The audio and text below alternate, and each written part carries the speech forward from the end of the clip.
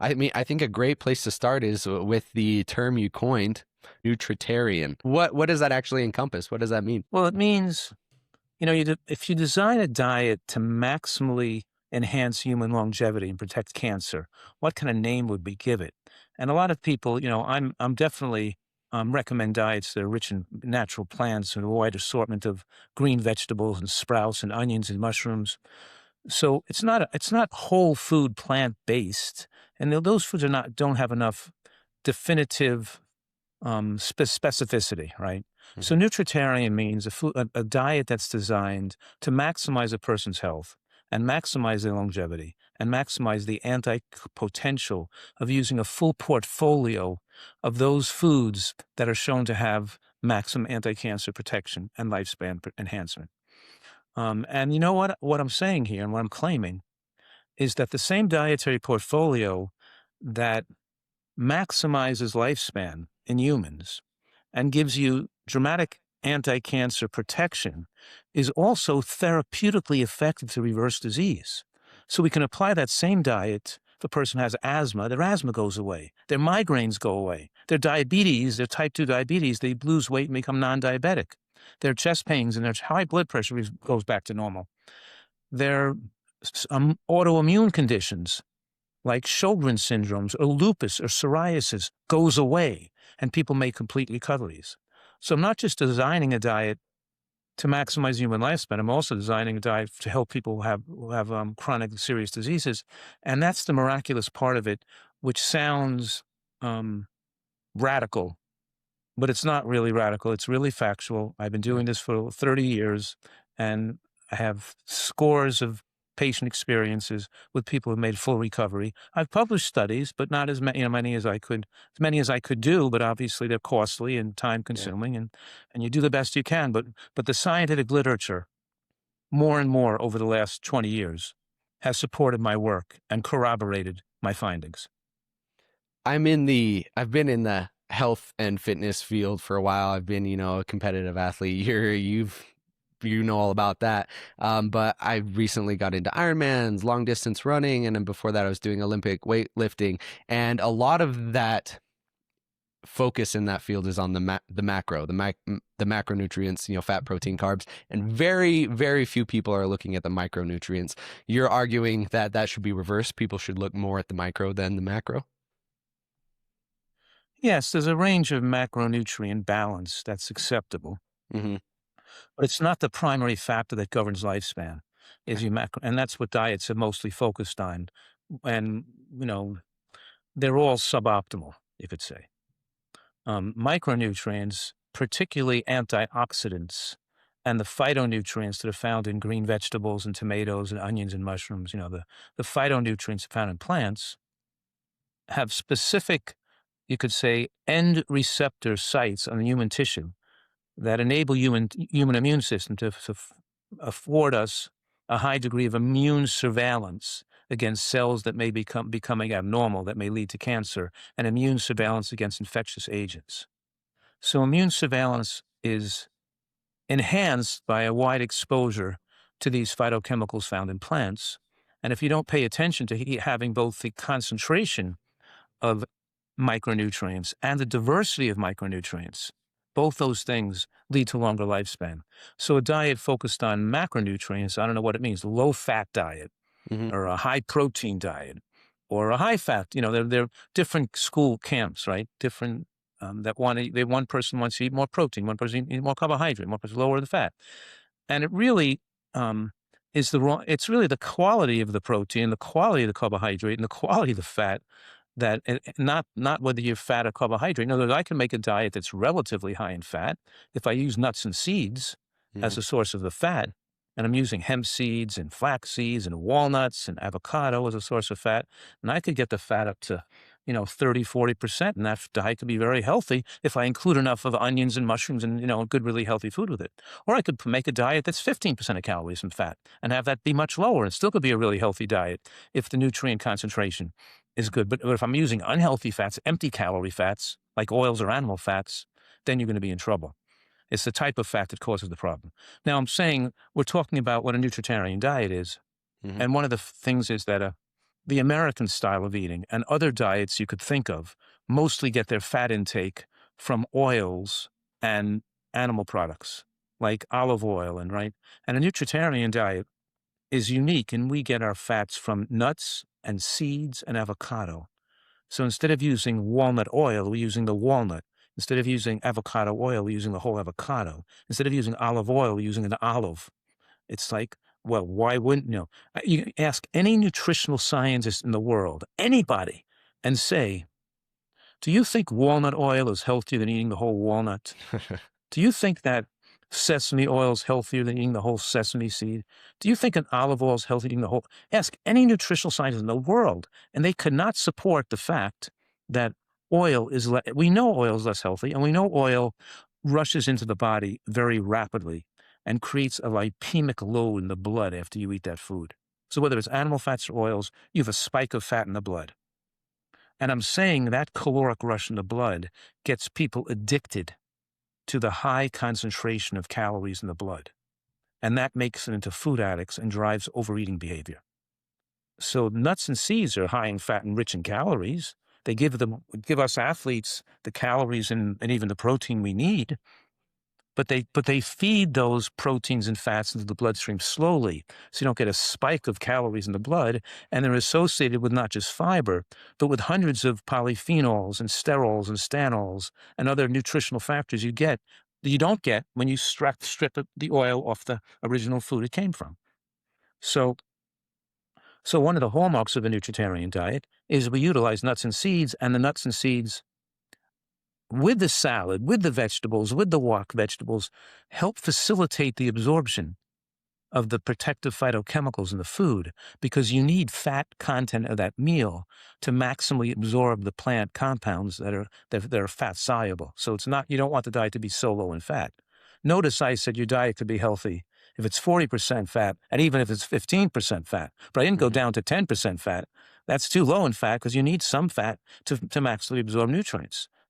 So if we go through those basic principles of a nutritarian diet, one, we're talking about, these are the principles of longevity, the concentration of micronutrients and diversity of micronutrients in the cells of your body. That's the first thing, right? Mm-hmm. And you have to eat a lot of good, healthy food to get the concentration up in your cells, right? Number two, the amount of toxicity or poisonous material in the cells of your body. So, and two relates to one, because we know that as the phytochemical and antioxidant and nutrient diversity is increased in the cell, the body can more effectively remove carcinogens, toxins, and waste products from the body. So we can measure that. We can measure your phytochemical level in your body and your nutrient levels in your body, and we can measure the toxicity in your body too. We have advanced testing, and we can see they correlate. The more you get the nutrients up, well, then toxins go down, right? Mm-hmm.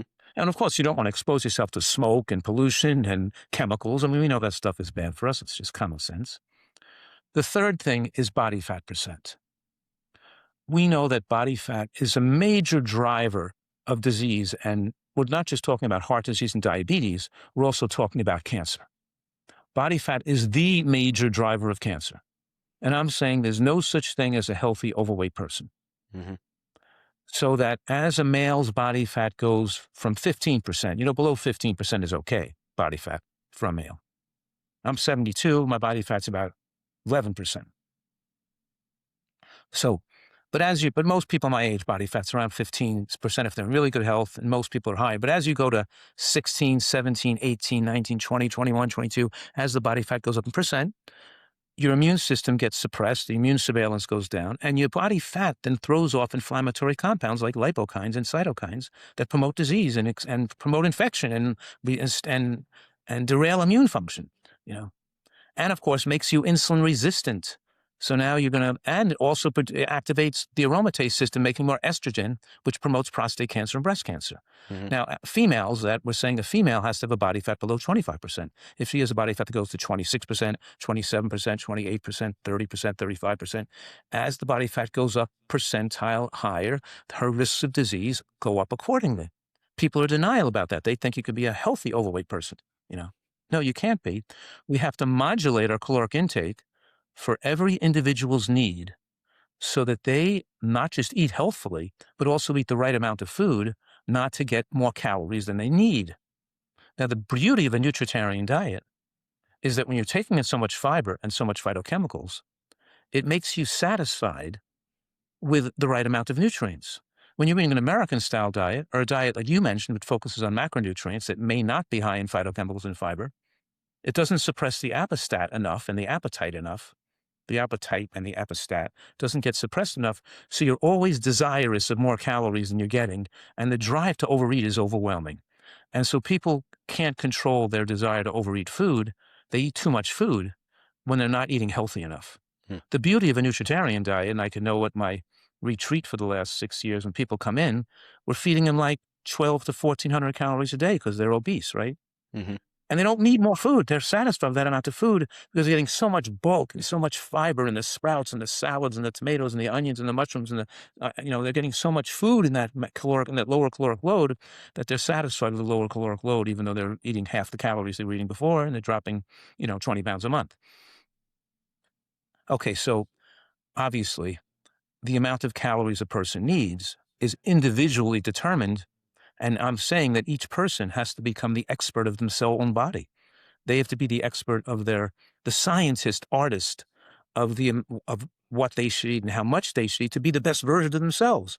I mean, is your stomach ripped? Do you have a six pack?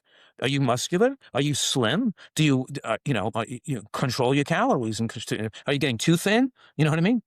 So the point, as I'm saying, is that I tell, my daughter said to me yesterday, she said, there was a patient in the room. She said, you voiced it where most people think they have to reduce their calories to the point where they're losing weight. You're saying you're recommending caloric reduction so that you don't become too thin. So reduce the calories as much as you can, but be the scientist to make sure you're not eating too little so you don't become too thin too, right? So Yeah. it's an art, right? You got to be in the right window. Okay. And the fourth one, I've said 3 parameters so far, right? Yep. And the fourth one, which we don't neglect because I advocate mostly diets that are plant-based, meaning either, have a little bit of animal products or hardly any or none. Either way is okay, but we don't have a diet high in animal products because as animal products go up, especially over 10% of calories, you see more parameters that increase risk of cancer, heart attacks, and lifespan shortening, particularly the excess animal protein leading to higher levels of TMAO in the gut, which inflames the immune system and inflames the interior lining of blood vessels that develops atherosclerosis. So we're saying even the animal protein is a risk, not just the animal fat, Hmm. for both cancer and atherosclerosis. So what I'm saying right now is on these plant predominant diets, there's certain nutrients you're low in. You're not getting enough B12. You're probably not getting enough zinc, and you're not getting enough iodine if you're not using iodinated salt. But the main weakness of plant-based and vegan diets in the United States today is people are not taking enough DHA. Mm-hmm. And low levels of DHA lead to a low omega-3 index. And the low omega-3 index is a risk factor for brain shrinkage with aging and interfering with the body's ability to detoxify or remove neurotoxins that can cause Parkinson's disease or dementia. So we're talking here, the major risks of a vegan, they have lower risk of heart attacks and they have lower risks of cancers, but they actually have higher risks of Parkinson's disease and of dementia because of the high probability of having not enough exposure to preformed DHA. A lot of the vegan communities are so religiously and philosophically embracing a vegan diet that they want to think that it's perfect the way it is and just take B12. And they argue incorrectly that you can make enough from the ALA, from the flax seeds, the chia seeds, the walnuts, the green vegetables, and you could make enough from the ALA, from those foods, which are very healthy to take in ALA and very important, but that you can make enough EPA and then convert enough of that into DHA for maximized brain size with aging. And I'm saying that is not guaranteed. That's not consistent with the findings of the scientific literature. And it's not what we see in clinical practice, that most people cannot make enough. Some can, but most people the majority cannot make enough DHA to optimize brain health with aging. And that's been supported, but recently, by the findings from the Adventist Health Study 2, which showed that among Seventh-day Adventists, who generally are a population that advocate healthy living, they don't drink alcohol and smoke cigarettes, they exercise, they eat relatively healthy. Among those populations, the non-vegans had lower risks of dementia and lower risk of Parkinson's disease compared to the vegans, Hmm. particularly because of this reason, I'm saying. I know I covered a lot right there, but it No, gave you a good overview. you did. Mm. It was perfect. I want to go through the four pillars kind of individually because I have questions on both of them. The first one you mentioned was like micronutrient density. What Right. would you say to somebody who's like, okay, let me just take a full multivitamin, something that's a comprehensive multivitamin versus that way they're covering their bases that way. Is that the same? No, it would not work Okay. because there are thousands of nutrients that we're talking about in natural plants. Even among carotenoids, there's probably 100 different carotenoids. Even among isothiocyanates, which is probably the most powerful anti-cancer substance in the diet that comes from green cruciferous vegetables, there's probably more than 100 different types of isothiocyanates as well. So I mentioned the nutrient density and the nutrient diversity. Mm. What if I said, well, sulforaphane is the isothiocyanate, the ITC in broccoli that we know is so protective against breast cancer. So what if I just had you take sulforaphane pills every day to get the benefits of broccoli? What would that do? And the answer is it might even increase the risk of cancer and do the opposite of what taking sulforaphane from real broccoli might do. Why is that? And we can explain why. Because Yeah. well, it's because when you take these things in their natural state, they to some degree irritate the cell to react, to remove them from the cell proper. And when Mm. you react against these things to remove them, they remove other toxins in the process. When you overtake one particular irritant, it could have a negative effect on cellular function rather than the positive stimulating effects, like exercise. Exercise triggers the body to respond, to build back, to have stronger muscles and better respiratory conditioning. But if you over-exercise, you could cause tissue breakdown Hmm. that doesn't repair itself. Your massage is good, but you could over-massage a person so they're sore all the time. They never recover. It's the same thing. It could overdo one particular substance. We see that with the studies from foods that are high in carotenoids. Beta carotene makes foods orange, and lycopene makes red foods red, and um, lutein makes green foods green. We're talking about these different colorful carotenoids that are so essential for human health and preventing cancer. But when you give people beta carotene pills, it has a negative effect on lifespan, not a positive effect, because you don't get the full spectrum of carotenoids you get from eating real food, but you get 100 different carotenoids simultaneously. You take too much of one type, it blocks the full diversity of being absorbed, and you get a spike of one type, and you're going to mess up human physiology. See, and so I'm saying here that a vitamin supplement gives you a mere fraction of the nutrient diversity of real food, and plus the dosages are not appropriate, or not, are not really obtainable. So, and also the things you're getting in multivitamin may not be things you're low in. You know, Hmm. I'm eating a healthy diet. I'm getting all the carotenoids I need. I don't need to take beta carotene. That's going to, I don't need to take folate or folic acid. I'm already getting a diet that's rich in bifolate levels are outside the normal range. They're already too high. I don't take more folate from a vitamin pill. The point is the vitamin pills are not geared on what people need. So analyze the diet, maximize the dietary exposure to nutrients, and then see what would be logical and scientific to supplement if your diet is low in certain things. Don't just take everything you don't need, because those things you're taking that you don't need could be damaging, like taking selenium. If you're eating Brazil nuts, you're already getting too much selenium from the Brazil nuts. You're taking more selenium as a supplement. Now you pushed yourself over the edge of getting too much. Yeah. So it's What more nuanced.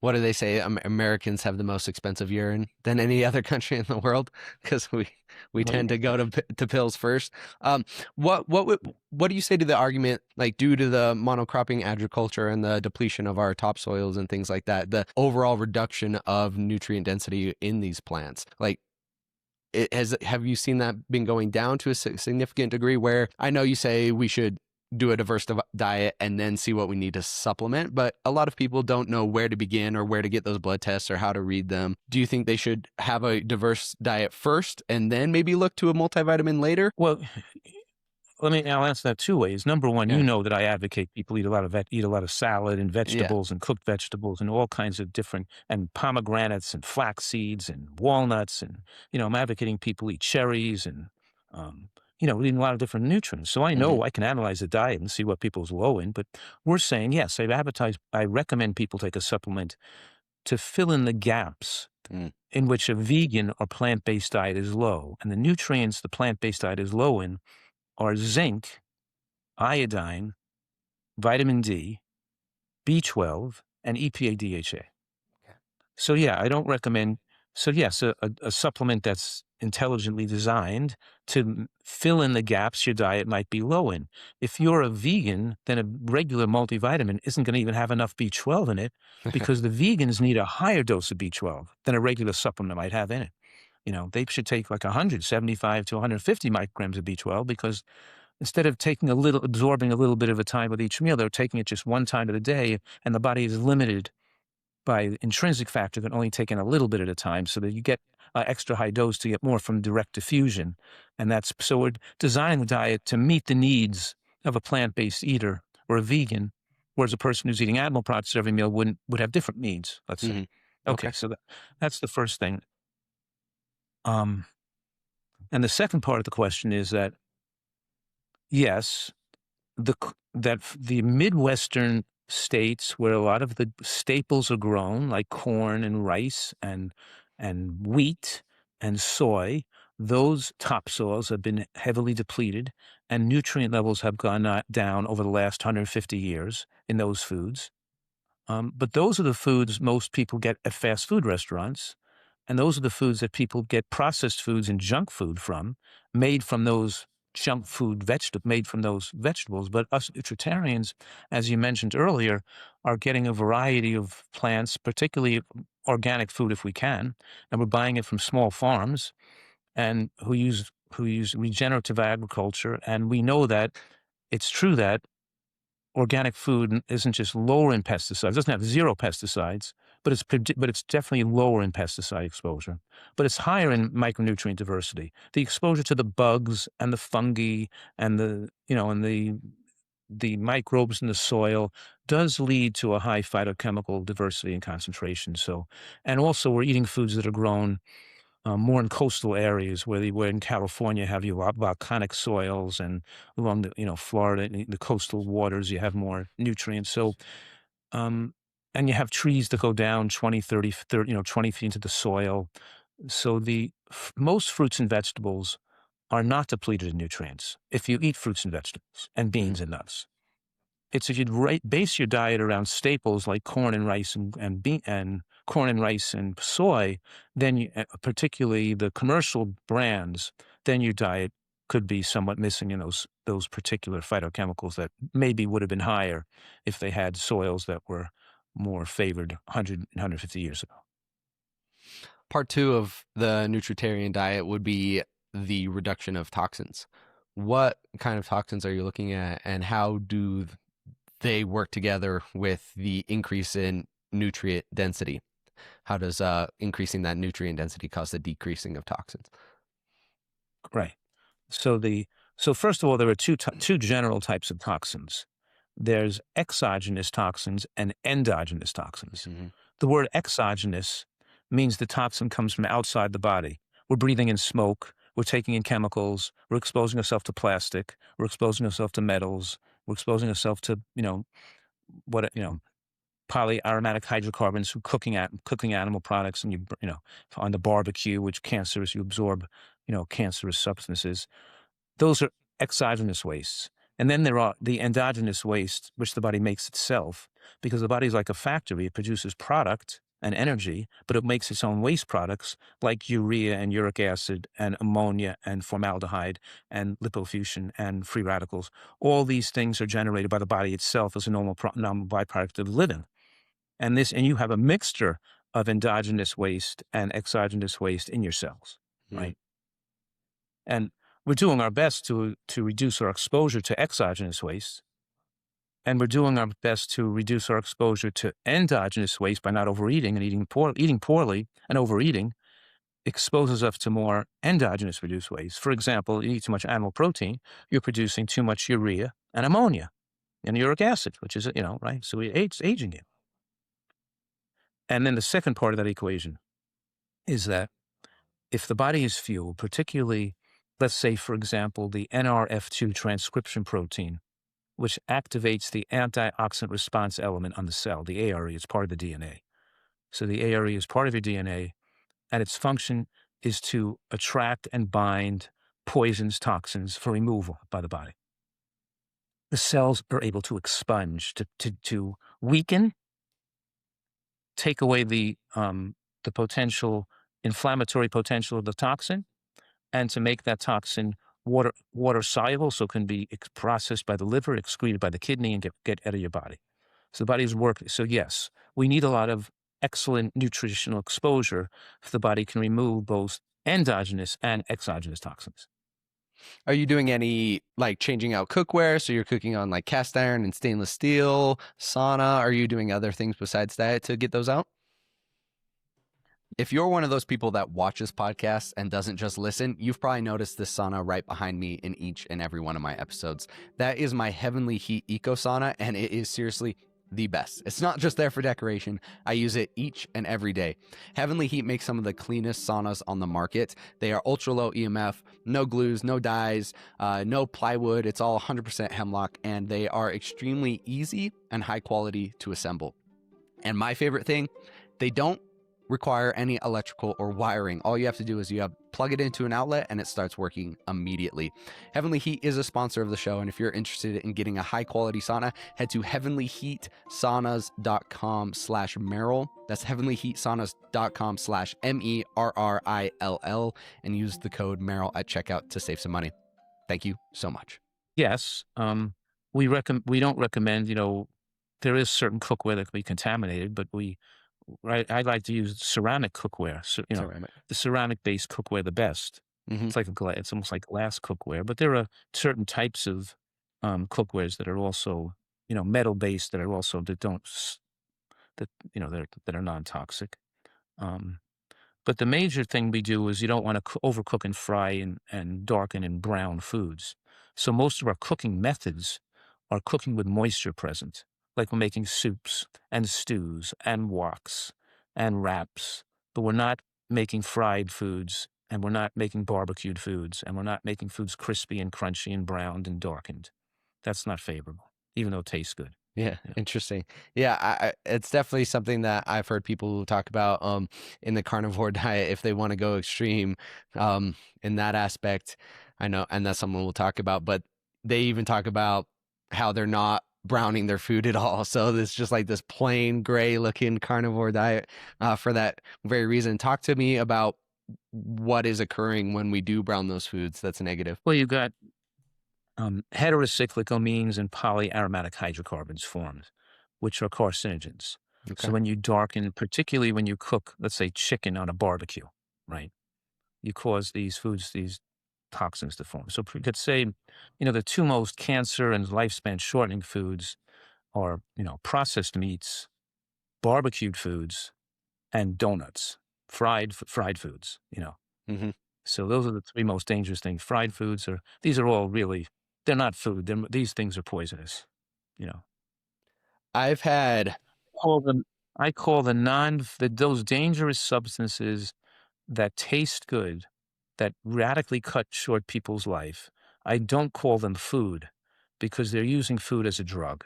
I call them doof, which is food spelled backwards. Food spelled backwards is doof because you're a doof. You eat that stuff. So we've got the first two. We've got nutrients and we've got reducing toxins. Then we come to eating within a caloric range that supports your lifestyle and a proper body fat percentage. Obviously, we can reduce that too far and get too low, and we can have that too high. Is there a point where you would consider body fat percentage so high that you'd put caloric restriction as like the number one thing, like over nutrient intensity and over toxins? Like we need to just get this body fat percentage down? Well, yeah, but that's not going to work. Even if that was true, it doesn't work. If you can't, they can't control their the chance of failure is too high. Understood. And there's no reason why they can't get their body fat percentile while also putting nutrients in their body. Okay. Why should we do it on just trying to restrict unhealthy food to a lower amount? Hmm. It's not sustainable, you know. I know people take drugs to do that, but Yeah. the interesting thing is when you take green vegetables and beans and nuts and seeds in the same meal, the effect of producing endogenous GLP-1 inhibitors or GLP-1 production is enhanced even greater than the drugs people take. And we're saying that people get more natural reduction of appetite and excessive appetite. See, being overweight means you have excessive desire for calories, right? And the drugs are supposed to give you a normal, not an excessive desire for food. And the healthy diet does that. It's like the healthy diet brings your cholesterol down to normal so you don't need statins. It brings your blood pressure down to normal so you don't need blood pressure medication. It brings your appestat and your appetite back to normal so you don't need GLP-1 inhibitors or, Hmm. agonists or whatever. The point I'm making is that we're trying to avoid the need for medicinal substances, to live in such a healthy manner, to avoid the need for medicinal substances and avoid the need for medical care. So medical care itself is a risk factor for premature death. Hmm. The more drugs you take, the more antibiotics you take in your life, the more drugs you're on, it reflects a degree of poor health. So, but in any case, it's amazing, it's miraculous what healthy eating can do to just normalize the body and give us the potential to live 20 to 25 years longer because Americans we haven't increased the lifespan of humans like it's claimed. Sure, there were more people dying in wars and people dying of accidents, but people dying of infection thousands of years ago. But if you look at the lifespan of males in the 14th century, who we have good records on, like Renaissance artists, not females, because females died in childbirth back then. Like 1 in 9 females died giving birth, and a lot of people died in their childhood. It looks like the people living to only 60, where today we're living to 80. It looks that way because so many people died of infectious disease when they're little kids. But if they lived long enough to survive to be an adult, and we track how long adults lived, they lived longer than we live today. And now Really? there's been significant increase in lifespan in the last 100 years in America. We had 4% of the American population, 4 or 5%, dying of cardiovascular deaths in 1900. Now we have almost 40% dying of cardiovascular disease in spite of statins and blood pressure medications and stents and everything else we do. We still see the majority of people dying at the same age. And the same thing with chemotherapy for cancer, breast cancer, prostate cancer. It has not had a significant effect on lifespan. Women are not living longer. The population that gets screened, gets mammograms, gets treated for cancer, for prostate cancer, breast cancer, do not see lifespan benefits compared to populations not screened. The treatments don't make people live longer. It's just smoke and mirrors. People think they're being helped, but the ages of death is the same. They change one cause of death to another cause of death. But in any case, we're not seeing a significant growth of the potential lifespan from 75, 80 range to 95, 105 range, let's say. Hmm. We should be able to live. So that's at least a 20, 25-year boost that you can get from a nutritarian diet that the best modern medical care does not give you. Because this really can wipe out the vast majority of cancers, almost preclude the possibility of having a heart attack or a stroke. And also I mentioned the word stroke. I mentioned the word that vegans get higher risk of dementia Hmm. and Parkinson's disease due to lack of DHA. But I didn't mention stroke. In the 7-Day Advanced Health Study 2, it also confirmed that vegans had more strokes than the non-vegans. That's because they had hemorrhagic strokes. Hemorrhagic strokes are due to eating salt, because salt exposure gradually causes microvascular inflammation in the endothelial lining of blood vessels. We're calling it like microvascular hemorrhaging. And Hmm. over decades, a lifetime of exposure to high salt diets, it weakens the fragile blood vessels in the brain, weaken and eventually could burst and cause a hemorrhage. Now, it's at higher risk in a vegan because a higher cholesterol exposure with more, let's say, meat and cheese or eggs, which thickens the basement membranes and puts down plaque, increases a person's risk of a heart attack or an ischemic stroke. But the more cholesterol in the basement membrane protects against the breakage or fissuring of the fragile blood vessel with aging that can cause a hemorrhagic stroke, So, which means that if you add a fifth longevity indicator, nutritional longevity indicator over the four I gave you already, the last one would be salt avoidance. And you have so as I'm saying, don't eat much animal products, you have all these people advocating the carnivore diet. People saying, right, as I'm saying, don't worry about macronutrients, and people, they're saying advocate the keto diet. So these things have been proven to shorten lifespan, by the way. There's been numerous studies that reproduce each other and corroborate the fact that those type of way of eatings shorten lifespan. But in any case, we can get to that if we want to. But what I'm saying right now is, in everything I'm saying, there's a group of some person saying to do the opposite, advocating more Yeah. salt in your diet. But in any case, the overwhelming evidence is that what I'm saying is the excess sodium shortens lifespan. Particularly risky could be the salt intake, could be a major cause of death in a vegan who's not eating the animal products and processed foods and junk food that can cause heart attacks and cancers and Yeah. Well, that brings up the current health trend, that is all the electrolyte drinks, the LMNT, the Relight, all having that sodium first thing in the morning. And I mean, this morning, my kind of daily routine, right, when I wake up has been grab 24 ounces of water. I've got a reverse osmosis counter water system. And then I put in a scoop of the Element or Relight, something that's got the salt, the magnesium, and the potassium, and then I throw in a scoop of creatine as well, and I drink that. So you're saying that maybe this trend that's going on with these high sodium drinks is not the best. It's really stupid. Okay. I'm sorry I've been hooked into that nonsense. Well, I mean, it's interesting because you got a lot of people talking about it too. Like Dr. Huberman, Dr. Rhonda Patrick, like all these people who talk about the benefits of having these electrolyte drinks. Yeah, I guess that if a person does talk about that, then you should discount everything they say about everything. Okay. Because then they're not qualified to give nutritional advice, right? Okay. There are a lot of people giving all types of crazy advice, right? Mm-hmm. They're all over the place, I mean, you shouldn't judge things based on what I say or what a person says. You need a thorough investigation of the scientific literature and see where the evidence leads us to, right? Mm-hmm. I actually, in my practice, I've been doing this as a nutritional advocate for so many years. And as you know, I've written 12 books and I have 7 New York Times best-selling books on nutrition and longevity. But I also hire a research team to work with me. I have a full-time researcher who's a PhD researcher who's worked for me for more than 15 years. All she does is pull research articles and put thousands of data sets together so when I'm giving advice, we have the references and support to know that it's scientifically validated and where the overwhelming evidence is leading. Mm-hmm. It's a huge work. I can't do it. I can't even do it all myself. One person can't possibly do it. I mean, it's easy with AI today. You can just go in an AI search engine and ask. But before we had the AI search engine, it's only been a year. How long have we had the AI search engines doing the work for us? Like a year, maybe? Yeah. Before that, it was like I have to have a full-time person working with me, paying them a big salary just to help me just go through the literature to make sure that what I'm saying is correct, right? Mm-hmm. Okay, let's unpack this thing about electrolyte drinks and salt, okay? Please, yeah. Okay. Number one, we're saying it's well established in the scientific literature that as salt intake increases, it's probably the leading cause of death worldwide. And the most important thing a person can do in any population to enhance their lifespan is to cut their salt back.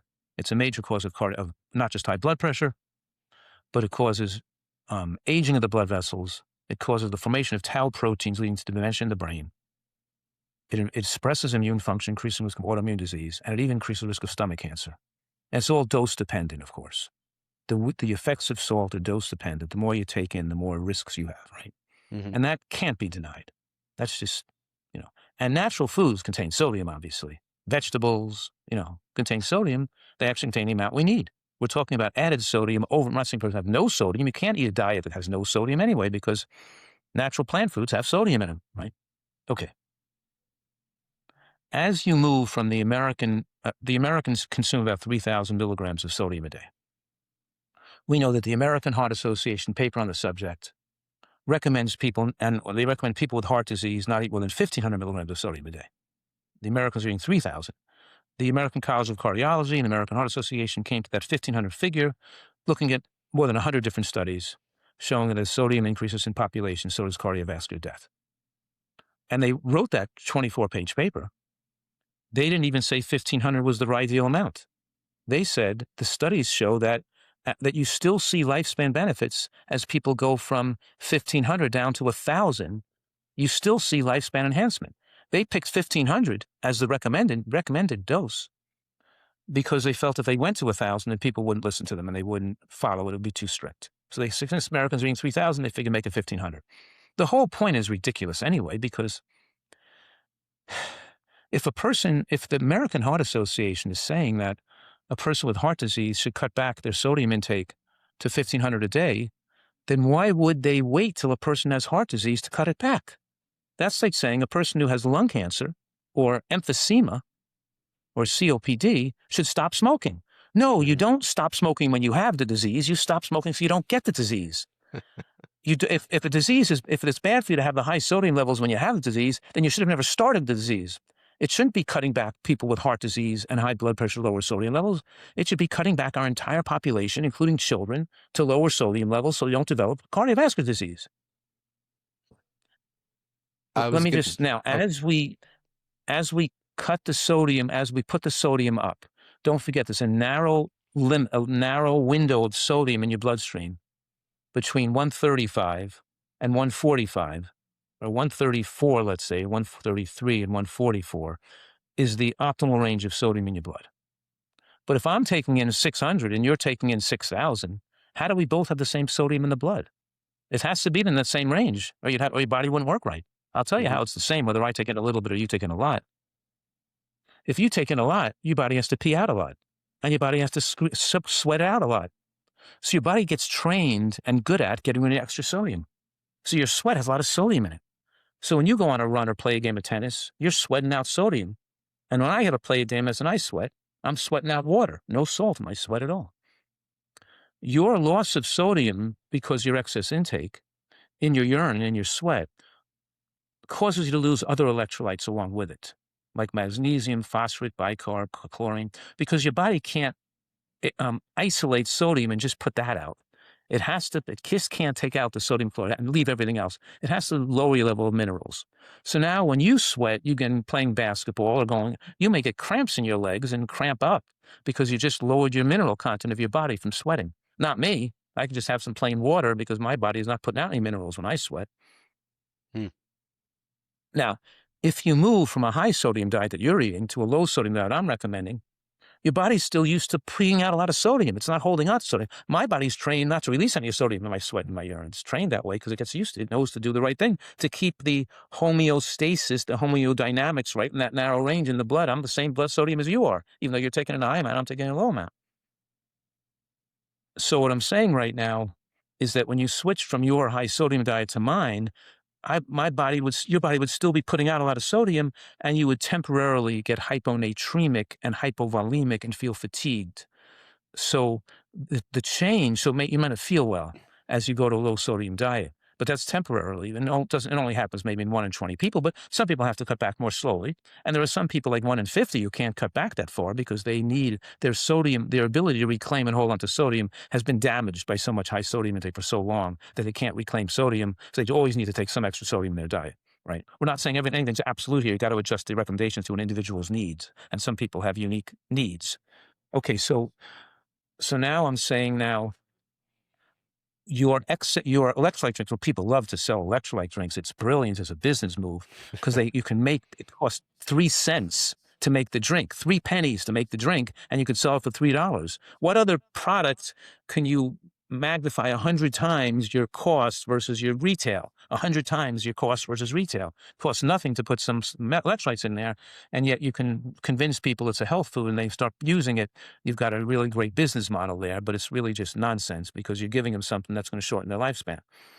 But in any case, why wouldn't you get your electrolytes from eating real food like vegetables, which are high in electrolytes and contain a wider variety the right concentration, the right balance with the other things you need, then take an isolated electrolyte drink, which to me is just so incredibly stupid. I'm sorry. It's just so, it just makes no sense at all.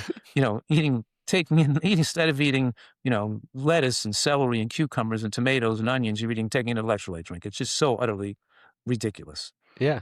But in any case, and how they ever convince you that on people overtaking sodium that more is better? I think they convince people because they feel like they tell them when they exercise, they're losing so much electrolytes, and they get the athletes who think they're excreting all the sodium and electrolytes, they got to replace it. So that's how they do it, right? They convince you to think you're losing so much electrolyte, and when you replace it, you feel a little more pumped up again with the fluid again. They've convinced people because people think how they feel, and they don't understand that. Yeah, but if you just stayed on the low sodium intake longer, you would need to do that. And because it's dramatically shortening your lifespan and increasing the risk of hemorrhagic stroke. Hmm. There are two types of strokes. An ischemic stroke is caused by a clot, right? It's called an emboli. Emboli is plural, embolus is singular.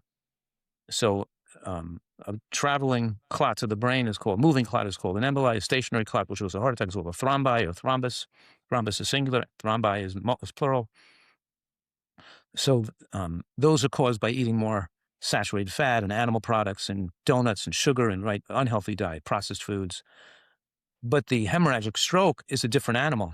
It's caused by the blood becomes too thin, not because the blood clots, right? So that Hmm. means that as taking blood thinning medications, taking fish oil, eating healthily, which thins the blood, prevents excessive clotting, you know, all the things that you want the blood not to excessively clot to cause a heart attack is going to increase your risk of stroke if you're eating a lot of salt.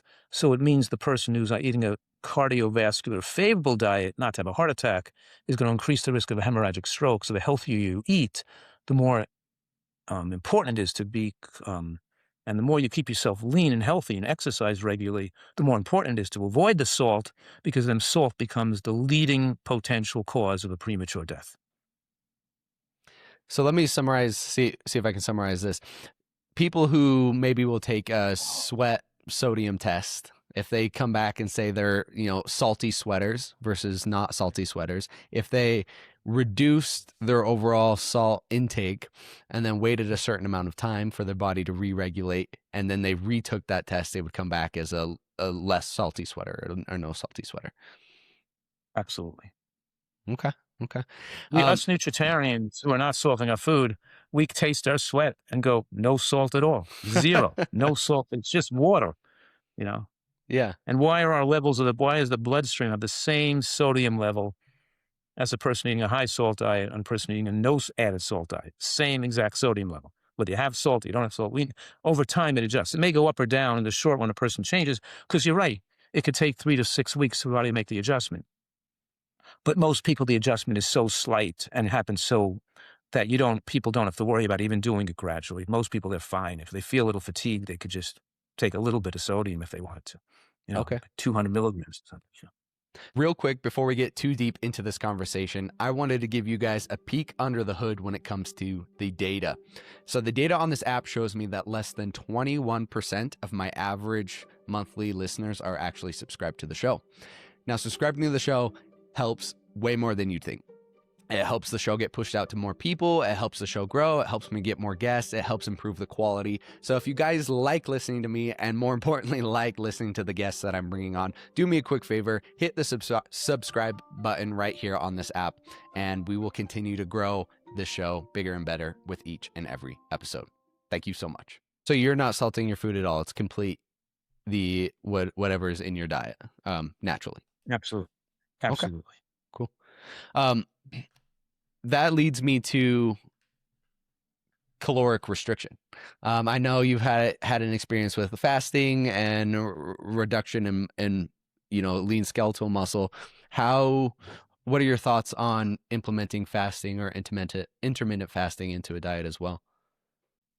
Well, it's a therapeutic tool in the arsenal of us naturalists, especially with a person with lupus or asthma. To induce a remission, I can utilize fasting to get faster results, you can say. Mm-hmm. But I don't generally recommend it for overweight people. I'll tell you why, because Most people I see in my practice, most people that seek my guidance are overweight, looking to lose weight, and they have diseases related to their obesity or their overweight condition. And fasting is not the best vehicle for weight loss, because people don't learn to get rid of their food addiction and learn how to eat and how to eat right. And if they fast and drop weight, they can't fast forever. What are they fasting for, a week or two? They Mm. fast for 10 days and they lose 10 pounds, but now they're 10 pounds down. They had to lose 50 pounds. They're only 10 pounds down. And now the fasting has slowed down the metabolic rate. So now they can't lose any more weight. Instead of losing 20 pounds the first month and 15 pounds the second month and 10 pounds the third month, they lose 10 pounds, 20 pounds the first month, and they can't ever lose any more weight because the fast slowed the metabolism, overly slowed the metabolism, so it stopped their weight loss from occurring. And now the fast itself makes them obsess about food even more. They're thinking about eating all the time, and they're in this fasting metabolism, and they come out and because their metabolism is slowed by fasting, if we can't guarantee they're going to be really strict on the diet afterwards, they're going to still gain back weight at a faster rate and usually overshoot the weight that they were before they started their fast. The chance of a problem or a lack of good result happening from utilizing fasting as a therapeutic intervention to lose weight, it's too risky. The results are not as consistent as people eating the right amount of food within their caloric window and learning how to make it taste good and stay with it long term. Mm. These people who are food addicts need the repetition of doing things right over and over and over again, and fasting discombobulates that and puts them in the diet mentality of starving and binging and the starving and binging cycle, which just puts them right back in that yo-yo weight cycle, instead of lose the weight, get it down, and keep it down for the rest of your life. So I try to take fasting out of the equation. Now, that doesn't mean fasting doesn't have documented scientific benefits. It just means put in the hands of people who are not healthy eaters, they're going to mess it up. Yeah. You know what I mean? So what are those benefits? So not as a overweight, therapeutic intervention, but as a longevity protocol for maybe somebody who already has and is eating a good diet, who's at a proper body fat percentage. They just want, the benefits of cellular autophagy or things like that. Right. And the biggest benefit you get from fasting in that case is eating an earlier dinner. So you go to bed on, it's called intermittent fasting or time-restricted eating. It means stack your calories early in the day and finish dinner at like 4 or 5 o'clock. Don't eat dinner at 8 o'clock at night.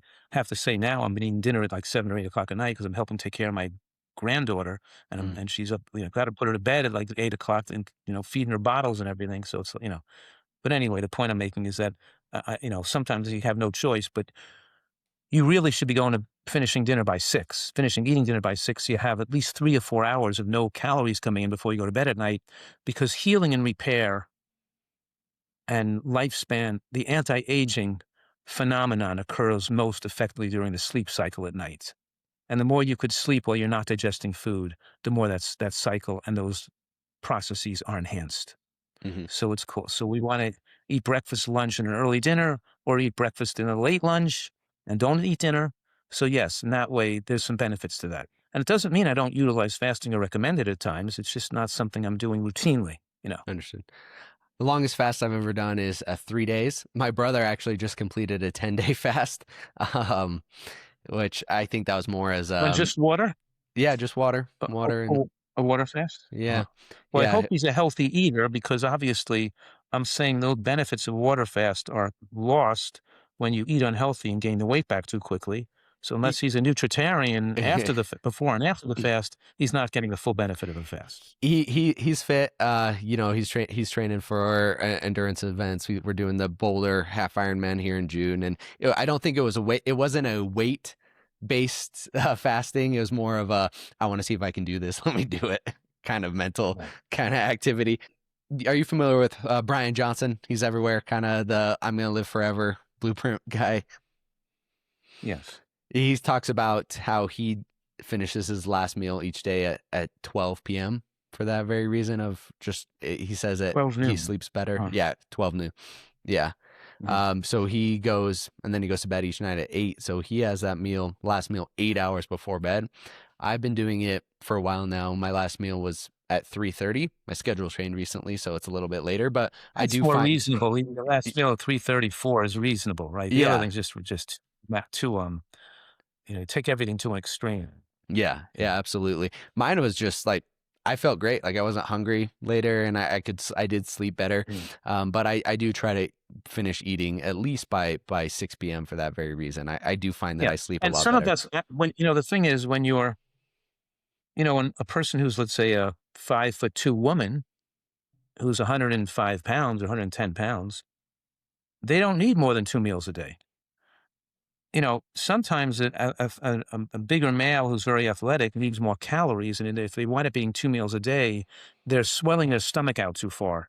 They're eating too many calories at one time, which interferes with digestive efficiency because they're taking it because they need, let's say, 3,000 calories, and they're taking it all in at one meal. It's too much calories at one meal. You're better off splitting up. Like if you're LeBron James and you're what is he, 6'10" or something, or six, not, It's a big and you guy. weigh you're 250 pounds of muscle and you need the extra calories and you're working out all the time and you can't put it in 1 or 2 meals. It's just too much food at one time, well, as an athlete needs more.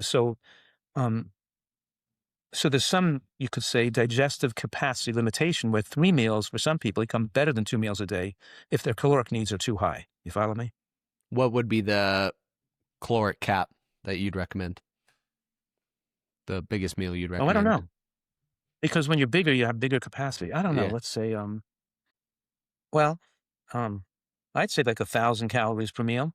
Okay. Should be, over than that, eat 3 or 4 meals a day, if you need 3,000 calories. Yeah. Most civilizations only most ancient civilizations lived on 1,500 calories a day, about that.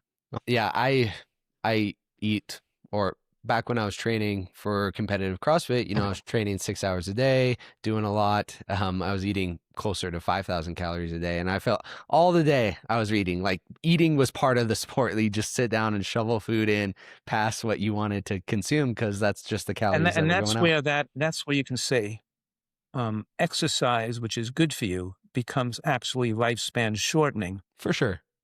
when it pushes the necessity for calories above 4,000 calories a day. You For know what I sure. mean?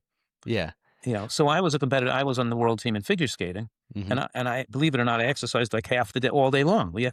I ran home with weights on my back. I worked out with weights. We lifted. We took acrobatics. We went to we were training all day long practically. We had to eat all day. You know, um, but that level of training is not good for your long term health. It's overtraining. Yeah. The necessity to eat that much is over. So that's where it's most likely the case. And I'm sorry to say this, but it's most likely that being a triathlete, an Ironman, is probably not lifespan favorable. There's probably a little too much exercise, making you then having to eat too much food because you're exercising so much. You know what I mean? Hmm. Yeah, I mean, I think when you push to the highest degree in any sport, you definitely go past it being healthy. But Yeah.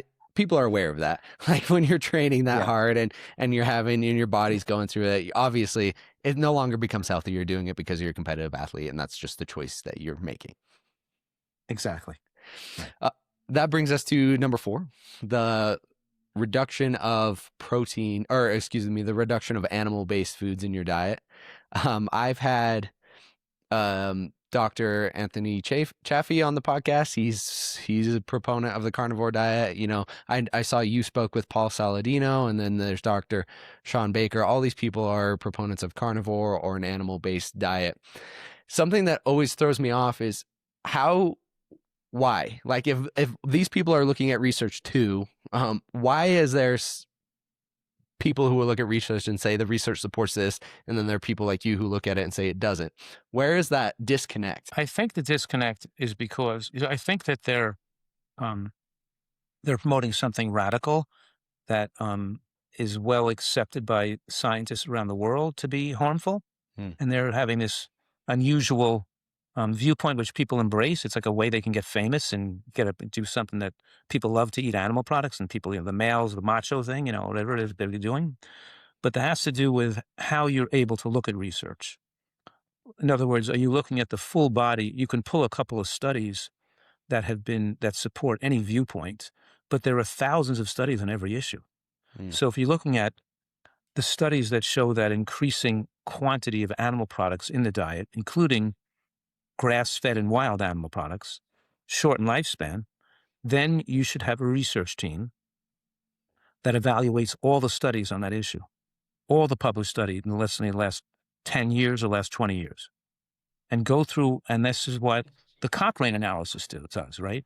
They're a British located, but originally a Norwegian group that tries to take an issue and study all the data and remove the studies that are outliers, that are C grade and D grade, and only pick the A and B grade studies, and put all the A and B grade studies together and use a meta-analysis to see where the data points, to come to an unbiased review of whether, let's say, mammograms really make you live longer or not, or whether, whatever they're studying, right?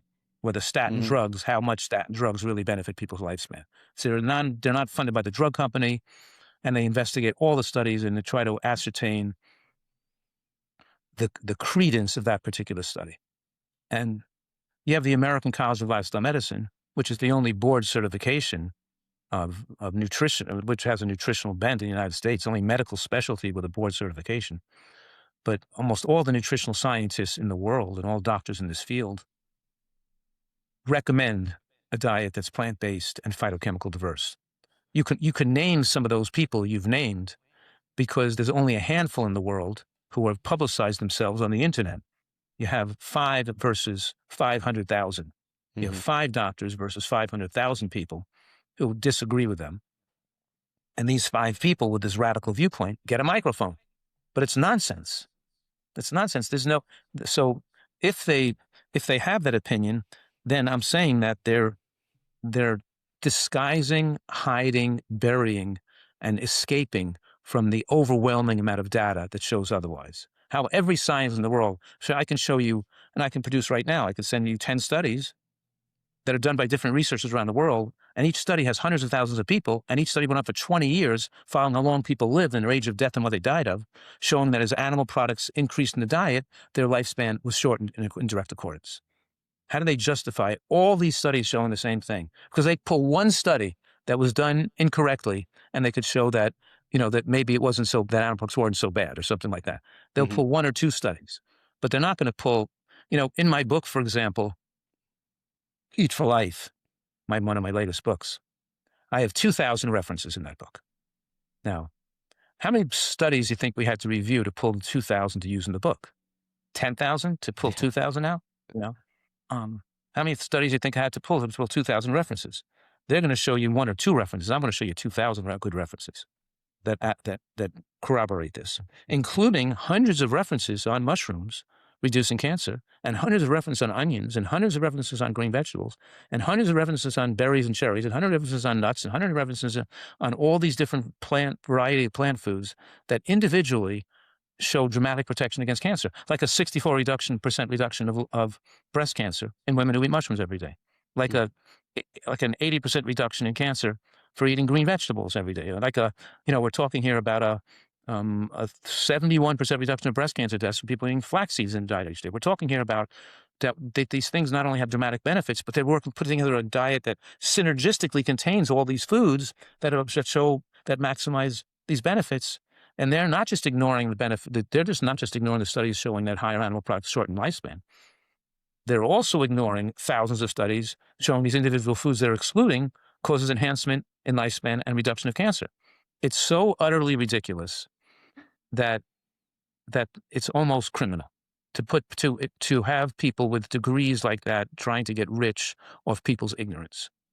And some of them themselves, like the guy I debated, has left the carnivore diet because it made him feel so sick, and started increasing more fruit in his diet or stuff like that.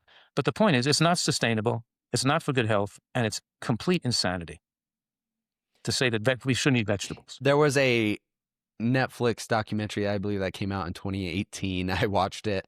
I was right out of high school. I think it was called What the Health. It was about getting. I think I was in that one. There was a claim that they made at the time that was kind of wild, but they said that eating 1 egg was like the equivalent of smoking 4 cigarettes. Was that like an over exaggeration, or would you agree with that? I mean, I know you're saying the inclusion of animal products reduces the longevity of life, but is it to that degree? 4 cigarettes, well, that's kind of like a silly thing because 4 cigarettes may not have much of a health effect if you just smoke 4 cigarettes. You know what I mean? It's like, it's on 4 cigarettes a day. I don't even know if 4 cigarettes a day is enough cigarettes that show that much. I know that smoking a pack a day reduces lifespan by 5 years, right? A Yeah. pack a day, to 5 years loss of lifespan. We know having a low omega-3 index gives you a low, you could say being a vegan might reduce your lifespan by 5 years. If you don't watch your omega-3 index, the low omega-3 index shortens lifespan by 5 years too, But for 4 cigarettes, we know that studies in overweight people with diabetes eating any eggs a week, but usually the studies usually show 1 egg a day or 7 eggs a week increases risk of diabetes and death by about, I think, 40%. Increased risk of death from eating any eggs once you're diabetic, and promoted overweight people, eggs promote diabetes, particularly egg yolks, which are high in cholesterol.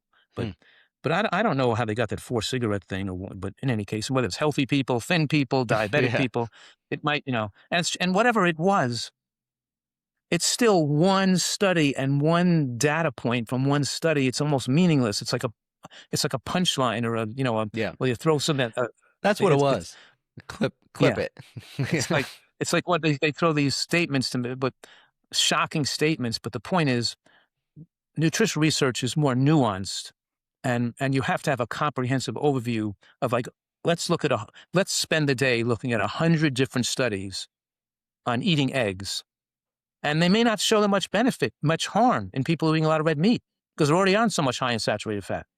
But once we take a person on a low meat diet, then you're going to see eggs having a major factor in shortening lifespan compared to a person, you know what I mean, who's not eating a lot of animal products. Once you're eating a lot of once you're smoking 2 packs a day, maybe the extra pack's not going to shorten your lifespan anymore because you already filled your cholesterol receptors all the way on the meat you're eating. You don't need the extra cholesterol from the extra eggs, not going to make much of a difference.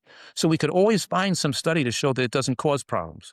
You know what I mean? Mhm. But if you look at all the studies, we can see where it's going. So you said less than 10% calories from animal foods. Are you on less than 10% or are you at 0? And if you were to have, let's say 10%, what would be the ones that you would recommend, if any? Number one, I'm not saying 10% is ideal. I'm saying 0 to 5% is ideal. Okay. Right. So probably 5% or lower ideal because that's when we see reversal of cardiovascular death with like Ornish studies and stuff. He allowed like some like non-fat yogurt and stuff, and egg whites, and people still were 5% or lower and still reversed heart disease. And I'm not saying that 0 is not better. We just don't have data that supports 0 versus 5% to show it's much better. There's no data to really solidly say that. There is studies on Seventh-day Adventist Health Study 2 that compared people who ate meat once a week compared to people who were just strictly vegans and showed with regard to cardiovascular death, that eating 1 serving of meat a week did increase risk of cardiovascular death. That doesn't mean that eating 1 serving of animal product a week would increase risk of cardiovascular death if the person ate egg whites or fish or yogurt or skim milk yogurt or something.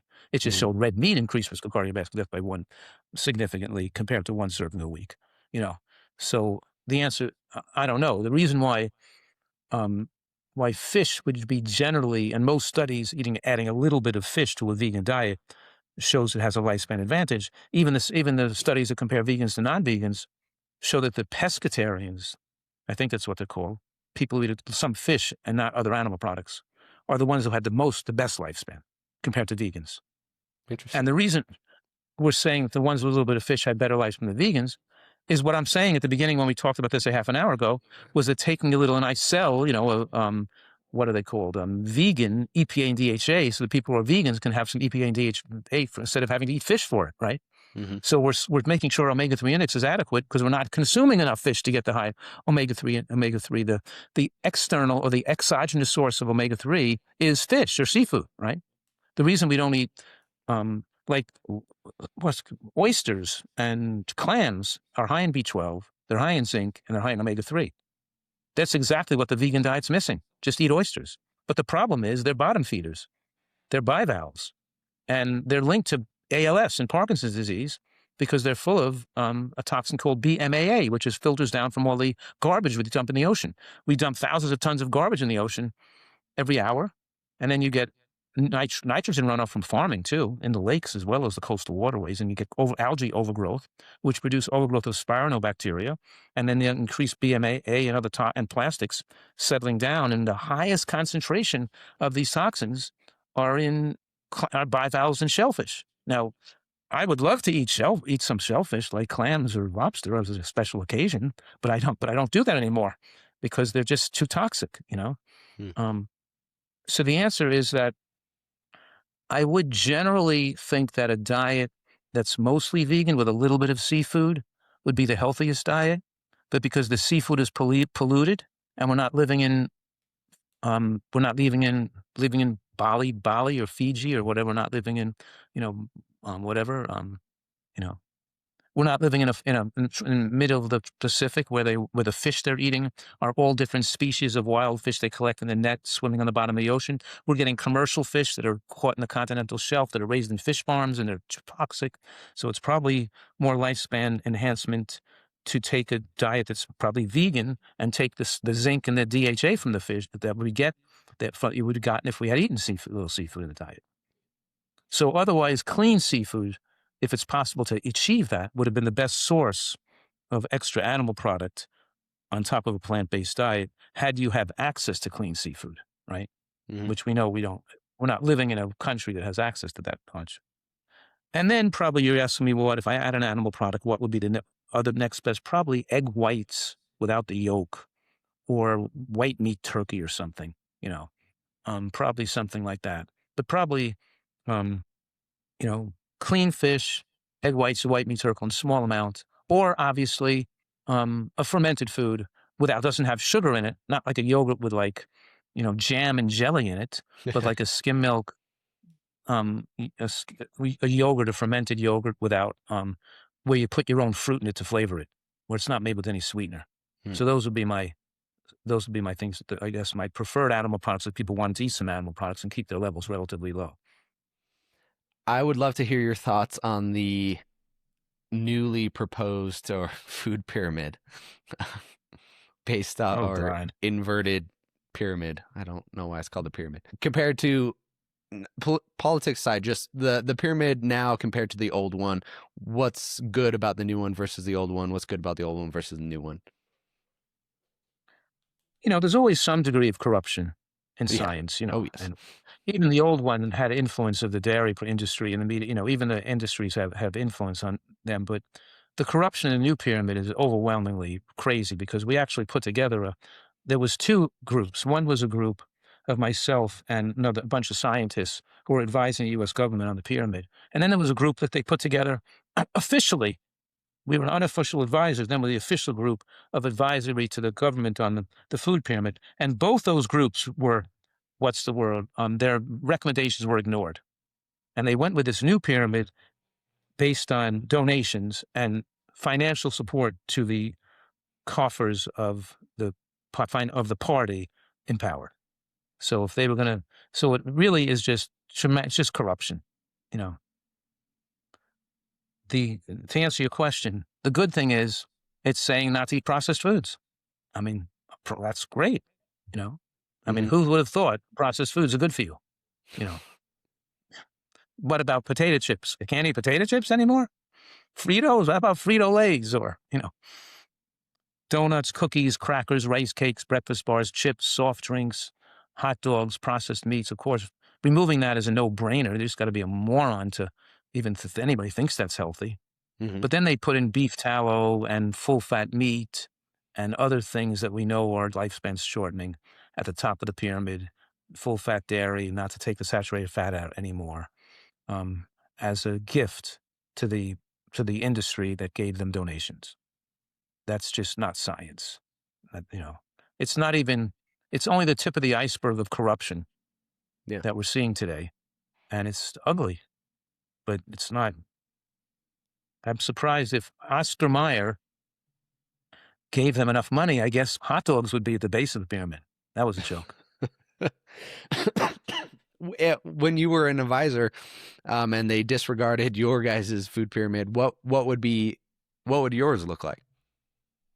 What would be on that base? Well, not mine. Vegetable. Well, if you could ask me the question, what would be at the base of a nutritarian food pyramid? The answer would be vegetables would be at the base. Your diet should be predominantly vegetables. But then you also eat beans and nuts and fresh fruit and whole grains. But particularly, we're saying green vegetables are the food that best marker of your longevity is your green vegetable consumption through life. Hmm. Gives you the best indicator of longevity by how many green vegetables you consume. I've heard you mention G-bombs. Mm-hmm. Um, Thank you for that. yeah, it's, would you go, what does that acronym stand for? What are the G-bombs? Let's just say the G bomb first. GBOMBS. Yeah. Greens, beans, onions, mushrooms, berries, and seeds like flax seeds, chia seeds, sesame seeds. And all that are 6 foods. I'm mentioning 6 food types based on their high amount of medical studies showing their potential to extend lifespan in humans and their effect protection against cancer. That's it. What are the 6 most longevity enhancing anti-cancer foods? And I made that acronym G-bombs so people would have them on the tip of their tongue at the refrigerator and in their mind every time they go to the store to buy food. Did you have a green vegetable every night? Did you have some asparagus or Brussels sprouts or cabbage and onion and mushrooms or broccoli rub or string beans? Did you have a salad every day with your lunch with some cruciferous greens in it raw and some shredded onion or sprouts? Did you have a nut or seed-based dressing? Or do you have some unhealthy dressing? Did you put Mm-hmm. did you make the dressing that had, almonds and toasted sesame seeds and an orange and blood orange vinegar and lemon, or did you make or tomato sauce and dried tomatoes and roasted garlic and almonds and what is it? You're putting a healthy dressing on it. So in other words, let's design a diet to be maximally lifespan enhancing, and then let's use our intelligence and the best chefs in the world to show people how it can make it taste great. Let's start from what's the healthiest foods in the world, and let's see how we can make those foods, make fantastic dishes from those foods. Mm-hmm. You know, For someone eating a standard American diet who wants, after listening to this, they say, okay, I want to start today. What are some powerful changes that they can make within the next 24 hours? the most powerful change they can make is to change their lunch and to make their lunch, instead of being a fast food or a sandwich, should be a big salad with beans on top, or a salad without the beans and have a vegetable bean soup with the salad. So is your lunch a salad, a bowl of vegetable bean soup, and some fruit for dessert? Now, on the salad, do you have the components of the salad that make it maximally lifespan enhancing, which is not just lettuce, but also the green cruciferous like arugula or bok choy or kale or cabbage. So you have and then you have sprouts on there, and then you put some onion family on there, and then you can put in the dressing with the nuts and seeds. And then if you didn't have the soup, you'd have beans in the salad too. But if you have the soup, the beans could be in the soup. Mm-hmm. So there I had my greens raw, my vegetables cooked, and my beans in the soup, because beans should be well cooked and very soft. So beans are a food that gets healthier the more you cook it, versus greens may get unhealthier the more you cook it. But it's okay to eat cooked greens, but you want to have some raw. So if everybody in America changed their lunch, because breakfast, they can have, fruits and seeds and nuts and, and oats, and they can do, the breakfast is not that terrible, but not that hard to change. And dinner was supposed to be smaller and earlier anyway. But if people, and then when they're out of the house and they're tempted to eat cookies and fast food and and buy stuff in a restaurant, if they made the big soup on the weekends and took it to work with them in a bowl, in a container with some soup and salad, or they went to a salad bar, that would be the biggest change people could make to enhance their lifespan. Salad, vegetable bean soup, and fresh fruit for lunch. If somebody was listening to this, I've got my demographic kind of skews male, 18 to 30, let's say, and we have a lot of fitness oriented people who maybe are going to the gym and they say, Chase, this sounds great, but I'm not hearing 1 gram per pound of protein, per body weight, and I'm trying to get my muscle. How would you what would you say to them? Would you say that's necessary, or you can get plenty of protein from my diet? Well, Let me give you exact numbers, okay? Okay. You can calculate it out.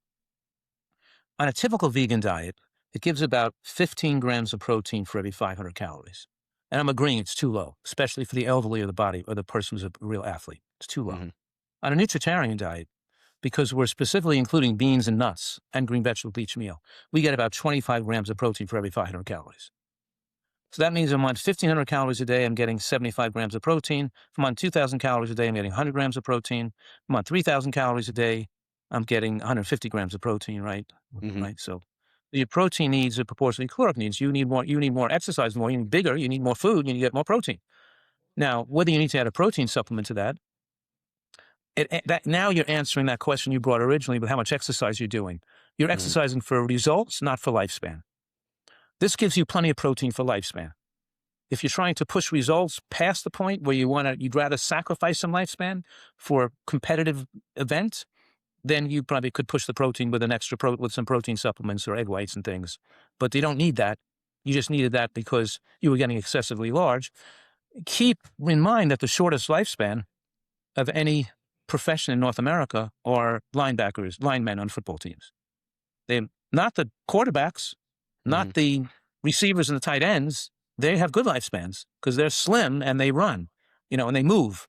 But the ones that have to eat more to get bigger, to get larger, they have to be over 250 pounds usually, or be, in that higher Yeah. range.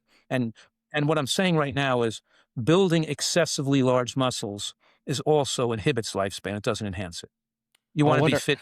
Now, me, for example, I'm 5 foot. I used to be 5'10". Now I'm probably about 5'8.5", 5'9". I shrunk in my 70s now, but I still have a six pack, and I still could bench more than my body weight, and I still could do pulls and curls and shins. I'm still pretty strong, and I still can play a really competitive game of singles tennis, and I'm really fast, and I still can ski down moguls and do bumps. hmm, Not as many hours as I could when I was younger. I could mogul ski for 6 hours a day and hit the bumps. Now, after 3 hours, my legs are getting shot, but I can still do it. You know what I mean? hmm. Um, uh, um, but in other words, um, I have a little drop off in my recovery and my strength, but not that much drop off compared to when I was younger. I was a serious competitive athlete. As you may know, I was third in the world in pairs figure skating, which means you have to lift up your sister, my sister, with one hand over your head, Hmm. and then throw. So you have to lift weights and build muscle. So, so I was always pretty lean and pretty muscular. But now that I'm in my 70s, I still have relatively low body fat, a good amount of strength, and I still have a six pack. So I'm saying, don't think that it's not just about excessive largeness. It's better to be fit and leaner, probably, and more stamina and more agility, and not just pushing for being I'm thinking that the pushing the power lifter and the bodybuilding, the amount of food and the protein you have to eat to get that excessive largeness is not good for your long-term health.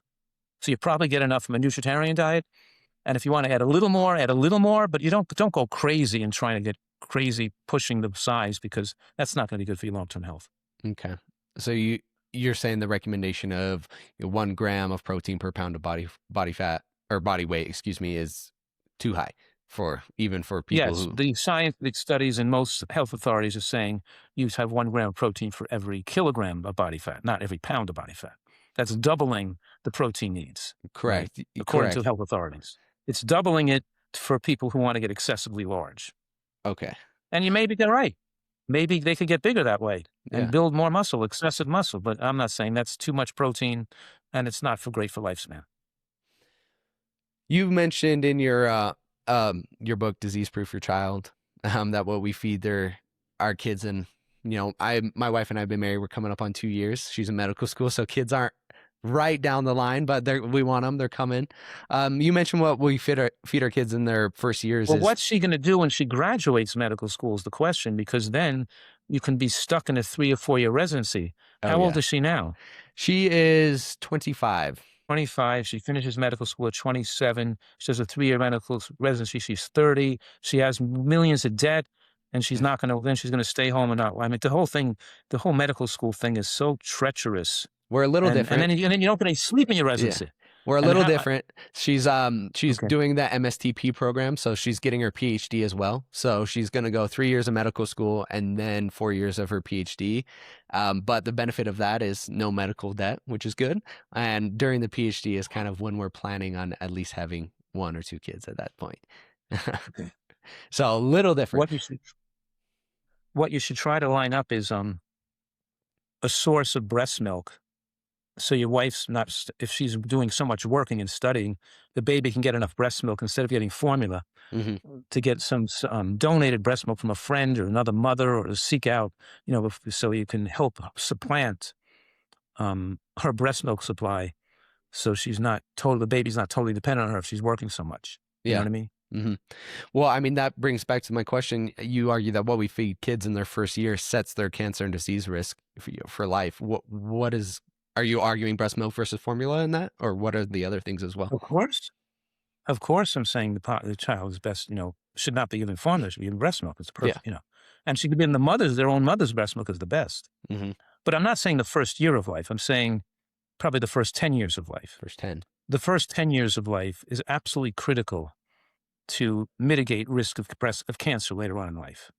So because your cells are replicating and dividing more, and they can be damaged by agents that can cause, we know, for example, that the woman's age of puberty average worldwide used to be age 16 or 17, and now it's age 12 in the United States. And the earlier puberty is linked to higher rates of breast cancer. Hmm. And you didn't have an earlier puberty because what you ate when you were 20, you had an earlier puberty with what you ate when you were 3, 4, and 5, right? We know that the higher foods that maximally promote growth also promote growth of cells and age the body faster. We're promoting too much excessive growth, which then ages us faster. We were talking about that before with how much protein we're going to push into an adult to maximize growth. Well, that's going to maximize cellular replication and growth of cells that should not be growing too, right? So we don't want to maximize growth. Again, we have to be the artist scientist to hit the perfect range, the perfect body weight. So BMI is an indicator of, you could say, well, BMI is not that accurate because it could mostly be muscle and bone. The person has a bigger frame, body fat's a better percent. But BMI is also important because even excessive muscle is still somewhat of a risk because you had to eat so much food to get that excessive muscle, Mm. and you had to eat so much animal product to get that incredible big amount of largeness, possible. So we know that excessive largeness is something to be avoided. What And is and it brings us back the diet in life, excessive growth, and the American population with getting your kid to eat as much as they can, to push protein and to push, full fat dairy and to push eggs and to push as much food into the kid to get as large a kid as possible, like the Pillsbury Dough baby. To get as big a kid, the parents want their kids to be the foot linebackers on the high school football team. They want their boys to be as big as they possibly can be. And I'm saying feeding for maximum size is going to promote increased risk of cancer. Yeah, I was thinking about this. My wife and I were talking the other day. I played football growing up, played all in middle school and in high school. And I've got some pretty serious injuries, just from high school football. Like my collarbone, sticks out of my joint right here. I've got tore my quad and I've got a ton of scar tissue in there. So we were talking about, It's like going to a war. Some people have like permanent damage for the rest of their life due yeah. to pushing competitive sports. And I'm one of those people. Probably I don't have a normal right heel. It's Okay. never normal because I damaged it too bad when I was a competitive figure skater. I smashed But in Yeah. any case, I wear orthotics that's cut. But and yeah, us competitive athletes have sometimes damaged our bodies permanently for life. Yep. Yeah. Those are the trade-offs. And I can't, we were talking, I was like, I don't know if I love football and I love those memories that I have playing it, but I was like, I don't know if I want my kids playing football. I agree. I didn't want my kids to be competitive. I thought my life was too sacrificial. It Yeah. was too abnormal, and too much suffering and stress and potential for injury. I didn't even want my kids to be I wouldn't want my kid to be a football player. Yeah. What is the most important thing that we didn't talk about today that we should have? Well, it's not not necessarily my field of expertise, but we didn't talk about emotional health, Hmm. sleep, kindness, compassion. at being at peace with yourself, not having a big ego, Hmm. so you can be able to not let ego make you be at conflict with other people and being hurt and wounded and being fragile and being separate from other people. You want to have compassion and ability to feel other people in love and enjoy your life with peace. And I think our country has moved in the wrong direction. And that's a big component of health, Hmm. is to be able to get rid of your ego and be at peace with yourself and live with compassion and kindness to others. Um, it gives you a much more peaceful life. And so that's the most important thing, you know? Yeah. I completely agree. I've got people lined up to who are experts in that area because that's something that I want to talk about, and it's something that being a competitive athlete, those times is you don't really have time for anything else. You don't have time for that social connection. You don't have time. You have to say no. I can't go out to eat with you. No, we can't spend time together. I need to go to bed, and you just get so focused on yourself and your training and what you have to do And I'm that you. so focused on winning and Yes. so focused on being the best that it made me a more narrow individual, Yep. because your life is not full and holistic. And it makes you more nervous in competitions Hmm. because you're worried about the outcome. I'm not skating now because I was a figure skater. I was a pair skater, and I was second in the United States in 1973. You could see that you could watch it on the internet. But in any case, the focus on winning meant, instead of focus on our enjoyment of the sport and performing and giving the audience a good time, you're so preoccupied with winning that you're not enjoying what you're doing anymore because you're so nervous about having to perform perfect, Yep. and it takes away your love of the sport or love of what you're doing. You know what I mean? Hmm. I wish I could have done it all over again and not care at all about how I came into the competition and just enjoyed where I was and just enjoyed the sport and performing and related to people more and not feel competitive with I don't know. It's a whole different mentality and a wisdom that develops where competitive sports can drive people to more narcissism too, A you know? 100%. That's the reason why I Yeah. stopped. After my off season, I went back into the gym and I just sat outside of my car for like an hour and a half, and I was like, I can't do this anymore. Like the whole season beforehand, I was throwing up. I was so stressed. I was losing my hair. I had like ulcers in my mouth Yeah. just because the only thing that mattered Yeah. was the result. It didn't matter that I was Yeah. having fun anymore or anything like that. Exactly. Yeah, that's right. Now I play tennis, but I don't, I don't care if whether they win or lose. I love the person who's good against me so I can have a lot of rallies and have a great competitive match. And I Yeah. just enjoy hitting the ball and running around. You know what I mean? And I Yep. don't care the outcome. Yep. I started fencing last year for that very reason. I Yeah. have the most fun time. Yeah. I'm in the adult class or whatever, and there are people who are in their 60s and 70s, and they kick my Uh, trash. They're so amazing, and it's so cool to see that you can still do those sports, when you're right. that age, and it's just so much fun because obviously I know I'm going to lose, but I'm just having a great time. Exactly. Um, well, Dr. Fuhrman, I have a tradition on this podcast where I close it out with two questions. The first question being is, who do you think I should speak to next and why? And then the second would be, in this case, you're an author. So the second is, what would be the book that you recommend we start with of yours? And then the follow-up is, what would be a book that you recommend that isn't yours Well, my most recent book is called Eat for for Life, life? Hmm. right? And that's because it has the most updated references in it. And it Okay. talks about what we talked about today for sure. Um, a book that isn't mine, I mean, there's a lot of great books out there. Sheesh. Um, there's so many great books out there.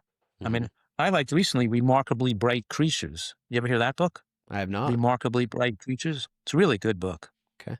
Um, but there's lots of good books but in any case, we could name 100 great books, but Yeah. I got to pick one. All right. The next person you should interview is Ron Weiss. Ron Weiss. Weiss from New Jersey. He's at Ethos Farm. You can look it up on Ethos Farm, ETHOS. Okay. He's a medical doctor who could speak on the thing about reversing disease through nutritional methods and the importance of regenerative organic farming and how the soil affects the food and affects the health, that your health is intimately related to the soil that you get your food on. and how we Mm. can get superior health by improving the soil at which we grow our food from. And he's great at that stuff. Yeah. Has all the data on the question you asked me about the nutritional content of food, whether it grown in different soils. He has all the answers. He knows all that stuff really well. Yeah, that'd be great to talk to him about that. That's super interesting. Then if you want to talk about more about like medical screenings, like tests, and then you can get my daughter, Kara, on the Hmm. podcast one time too. Okay. Yeah, that'd be great. Perfect. Where can people follow you? Where can they get more of the information that you're putting out? Well, drfuhrman.com is drfuhrman.com. They can read my master, take the master class there. They Hmm. can get a lot of information and just read what I do. And then if they want to see me as a patient in San Diego, there's a link on my website to our office, which is myself and my daughter. Or they can go straight to the website for the medical office, which is drlongevityrx.com, drlongevityrx.com. Or drfuhrman.com, there's a link, there's a tab that takes you right to that medical office where I have my medical office here in San Diego. You also have a great YouTube channel that puts out a lot of good information as well. Oh, and yeah, and I have my podcast called the Eat to Live podcast, run by my daughter, Jenna, my other daughter, Jenna. So Hmm. both my daughters are working with me. I have 3 daughters, but 2 of the 3 are working with me. And so I have that Eat to Live podcast, which incredibly gets incredible amount of people watching the podcast. It's kind of cool, so many people watch the podcast. Yeah, yeah. I listened to a couple episodes in preparation for this. You guys do a great job. You guys are really fun to listen to. Thank you. Thank you so much for your time today. It was a pleasure to get to talk to you. Terrific. I enjoyed it too.